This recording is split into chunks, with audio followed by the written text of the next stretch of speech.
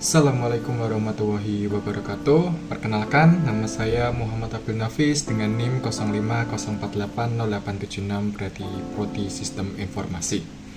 Pada kesempatan kali ini, saya akan menjelaskan mengenai tugas 2 untuk mata kuliah pemrograman berbasis web. Jadi langsung saja saya presentasikan mengenai tugas 2 milik saya. Ya, jadi pada tugas 2 ini membuat kembali ya suatu website yang kurang lebih sama seperti tugas 1, yaitu mengenai Sita ini ya. Akan tetapi pada tugas 2 ini mulai diimplementasikan penggunaan Vue ya, atau framework dari Vue.js ini, dengan ada beberapa indikator atau ketentuan ya yang harus dicapai, berupa harus ada nantinya direktif atau vtext atau props yang dibawa oleh Vue, seperti juga ada velse, ini untuk pengkondisian ya, velse, if, vshow. Nah itu harus diterapkan. Lalu ada juga mengenai data binding, yaitu one way data binding atau two way data binding, bisa melewati vbin ataupun juga vmodel seperti itu. Selanjutnya ada compute property atau methods property yang sesuai untuk menghasilkan output yang diharapkan seperti itu. Nah, di sini juga diperintahkan untuk menggunakan voucher. Kalau tidak salah nanti ada ketentuan minimal 2 voucher seperti itu. Nah, selanjutnya di bagian halaman ini ada keterangannya ya, kalau misalnya ada ketentuannya ya, misal data fieldnya ada muat kode mata kuliah, lalu ada kode kategori mata kuliah, UTD daerah, lokasi rak, sampai catatan ya, catatan HTML. Ini nanti bentuknya seperti apa ya, WYSIWYG ya, what you see is what you get, seperti itu, karena memang ada tag-tag HTML-nya nanti seperti itu. Nah, nanti ada filter juga dan sort untuk di halaman tersebut. Untuk filter ini mungkin saya gunakan juga untuk voucher ya, seperti itu. Untuk penggunaannya bebas ya, bisa menggunakan select, radio, ataupun checkbox seperti itu. Sisanya ada contoh-contohnya saja. Lalu yang selanjutnya adalah ada suatu pengkondisian tampilan ya, ketika memang stoknya itu dirasa aman, ketika memang stoknya ada, atau safety stock ya, lebih dari atau sama dengan safety stock. Lalu juga ada status ketika menipis seperti itu. Nanti warnanya saya bikin orange ya, sesuai dengan ketentuan dari soalnya seperti itu. Itu untuk yang di halaman stok. Lalu ada juga halaman tracking delivery order, sesuai namanya, ini untuk men-tracking status pengiriman DO ya, atau delivery order mengenai bahan ajarnya seperti itu. Yang isinya ada nomor DO-nya, tahun berjalan, sama sequence number. Ini generate ya, nomor DO. Lalu ada NIM, nama, ekspedisi, dan paket bahan ajar. Sisanya tinggal mengikuti saja ya, seperti itu. Lalu untuk struktur projectnya dibuat seperti ini ya. Ada index, stock, tracking. Lalu ada folder CSS yang memuat style.css untuk CSS-nya. Ada juga folder JS dengan file JS-nya untuk bagian stock app dan juga tracking app seperti itu. Ini untuk poin-poin pengerjaannya ya. Jadi langsung saja saya buka untuk decodingannya langsung. Saya menggunakan anti gravity ya untuk IDE-nya, karena memang saya terbiasanya pakai ini. Nah, sesuai tadi ya arahan dari perintah petunjuk tugasnya. Yang pertama ada folder CSS yang memuat file style.css. File ini digunakan untuk styling menggunakan CSS seperti itu. Jadi di sini ada pengaturan, misal untuk warna utama ya, misal untuk background-nya atau background. Lalu ada juga misal untuk warna ketika danger, untuk warna merah atau warna warning seperti itu, dan sebagainya seperti itu. Ada pengaturan untuk border radius. Nah, di sini juga ada mengatur untuk font family. Saya menggunakan font family plus Jakarta Sans untuk tampilan fontnya atau jenis fontnya, agar terlihat lebih menarik seperti itu. Sisanya mengikuti sesuai dengan kebutuhan styling yang saya inginkan seperti itu.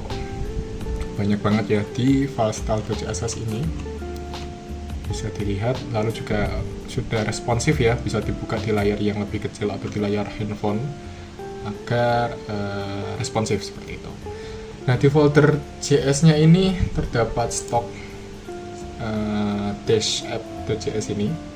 Ini untuk mengatur semua logic ya. Nah, ini sudah menggunakan Vue juga. Untuk mengatur semua logic atau mengatur semua function-function. Di sini juga ada compute. Lalu nanti juga ada methods kalau nggak salah ya. Ada juga di bagian sini. Nah, ini ada di stock app.js. Ini mengatur semua logic atau semua function-function terkait halaman stok atau fitur stoknya seperti itu. Nah, ini watcher-nya atau watch. Ini saya gunakan untuk filter. Nantinya akan saya tunjukkan di bagian websitenya langsung ya, ketika sudah ada tampilannya. Nanti akan saya demokan dengan berbagai keperluan ya, kayak ini untuk membaca quantity atau KPY, dan juga ini untuk clear error misal seperti itu. Nah, juga ada methods dari Vue-nya langsung ya, seperti itu.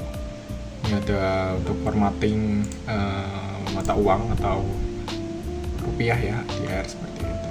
Ini banyak banget ya function-functionnya, karena memang sesuai dengan kebutuhan yang diperlukan seperti itu. Lalu ke tracking app.js ini, atau tracking, maksud saya tracking dash app.js ini untuk mengatur semua logic atau function yang berkaitan dengan fitur tracking seperti itu.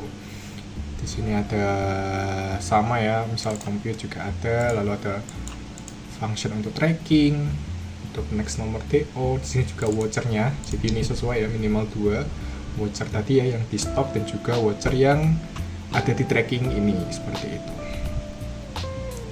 Nah, sisanya mengikuti dengan semua kebutuhan function-function yang diperlukan. Data bahan ini untuk ini ya, untuk data dummy-nya sih. Jadi ini sesuai dengan yang sudah ada di tugas ya, sudah dicantumkan. Jadi saya tinggal menduplikasi saja seperti itu. Lalu di index.html ini ya, ini untuk file utamanya ya, seperti ini. Nanti ada untuk tampilan-tampilannya. Nah, di sini kan juga sudah menggunakan beberapa komponen juga yang ada di Vue. Oh, kalau punya ada di selanjutnya ya, di bagian misal ini untuk gambar saja, keperluan ini ya, screenshot. Nah, di sini ada di halaman tampilan HTML untuk yang bagian atau halaman stok seperti itu. Ini juga ya, ini memuat semua HTML-nya. Di sini juga beberapa komponen dari Vue ya. Nah, di sini juga props dari Vue saya gunakan, misal untuk vModel dari filter UPPJJ ini. Lalu ada v-for. Nah, ini untuk mapping data ya, kurang lebih seperti itu, agar saya bisa mengambil data-data dari filter UPPJJ list maksud saya, seperti itu. Nah, ini tinggal saya panggil seperti itu. Banyak banget ya props Vue-nya dari Vue, vModel, lalu vModel lagi dan sebagainya. Ini juga ada vHTML. Nah, ini tadi yang untuk WYSIWYG-nya ya, nanti ada di bagian vHTML-nya ini. Sisanya mengikuti saja mengenai apa yang bisa digunakan. Lalu ada pengkondisian if, jadi ketika memang ada error di bagian field judul atau inputan judul, nanti ada pengkondisiannya seperti itu. Sisanya mengikuti saja. Di halaman tracking juga sama, menggunakan HTML yang juga menggunakan beberapa komponen dari Vue-nya ya, seperti ada kembali tadi ya, vModel, lalu v-for, ada juga vHTML tadi ya, seperti itu. Nah, ini langsung saja saya buka projectnya.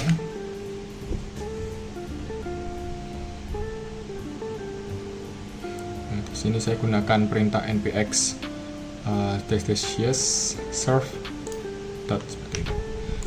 Nanti akan membuka halaman localhost. Nah, di sini terbuka ya. Ini halaman indeksnya atau halaman utamanya ya. seperti ini. Simple aja sih, jumbotron, ada kayak misal dashboard kayak gini, full menggunakan komputer belajar, dan juga ini menggunakan dummy seperti itu. Nah, saya coba ke halaman pertama, yaitu stok bahan ajar. Nah, di bahan ajar ini ada keterangan mengenai total judul, lalu quantity yang perlu reorder, ada juga yang stok kosong seperti itu. Nah, ini penggunaan vouchernya, juga ada data binding, dependent options, dan lain sebagainya sesuai dengan keperluan seperti itu.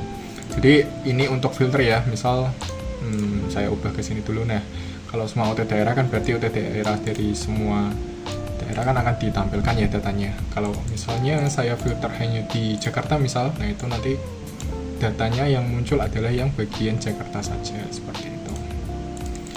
Bisa juga di filter by kategori atau filter by stock, atau mau ascending atau descending ya, mau naik atau turun seperti itu. Ini ascending descending saja sih.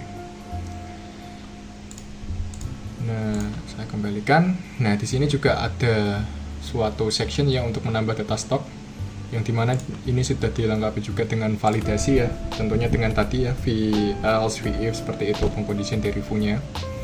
Misal di sini juga ada, kalau memang sudah terisi nanti juga validasinya akan hilang seperti itu. Misal saya buat saja sama ya, misal seperti ini. Terus juga misal pengantar manajemen juga saya samakan saja ya datanya. Harusnya nanti pengantar manajemen akan ada 2 seperti itu. Terus Jakarta ini juga saya samakan deh. Harganya saya bikin, mungkin harganya akan saya bedakan ya, jadi 100.000. Jumlah stok 1, safety stoknya 1. Oh, ini bisa saya buat 10 saja. Ini untuk busy week-nya mungkin saya buat B ya, yang berarti bold.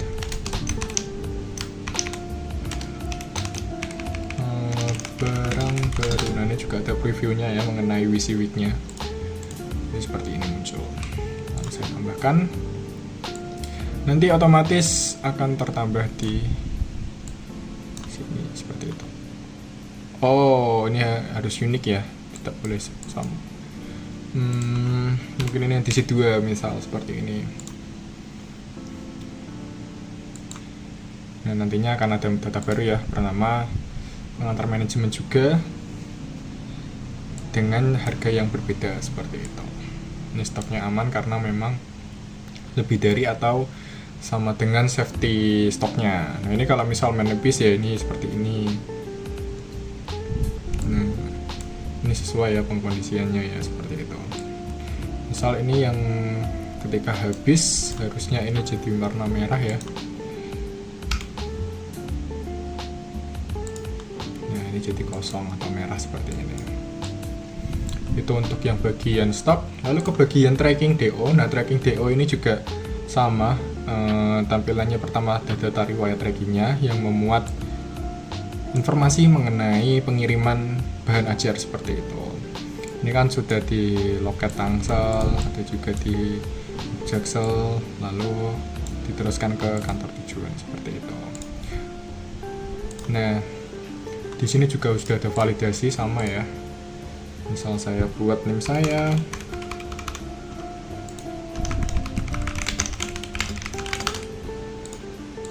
ini saya pilih paketnya IPS misal. Otomatis datanya akan muncul ya, data baru bernama ini ya, ini ke generate otomatis harusnya.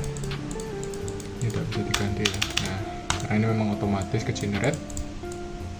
Lalu ada data nama saya, NIM, pilihan ekspedisinya seperti itu, nama paket dan lain sebagainya. Ya, kurang lebih seperti itu untuk yang website untuk tugas 2 ini. Seperti itu.